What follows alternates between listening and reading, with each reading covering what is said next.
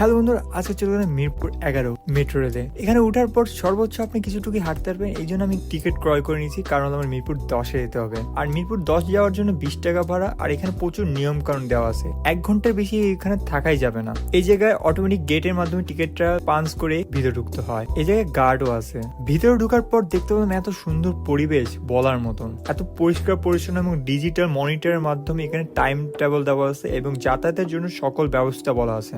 Metro প্ল্যাটফর্মের জন্য lift, সিঁড়ি এবং এসকেলেটর ইউজ করতে পারেন। আমরা এসকেলেটরের মাধ্যমে মেট্রোতে উঠলাম, আর মেট্রোর জায়গাটা অনেক সুন্দর। এই জায়গায় প্রতিটি সময়সূচি বিলবোর্ডের মাধ্যমে বলা হয়। প্রতিটি রেল 10 মিনিট পর পর আসে, আর এটা ভবিষ্যতে পরিবর্তন হবে। এখানে সময় 1 ঘন্টার বেশি থাকা যাবে না মেট্রো রেলে। বর্তমানে মেট্রো রেল আসার পর আমরা মেট্রো রেলে উঠছি 10 নম্বরে যাওয়ার জন্য। আর এখানে অনেক ছবিও তুলছি, আর অনেক সুন্দর প্লেসও আছে। মেট্রো রেল অফিস যাত্রীদের আসার কারণে অনেক ভিড় থাকে সন্ধ্যা এবং সকালবেলায়। এখানে শেষ করছি, আল্লাহ হাফেজ।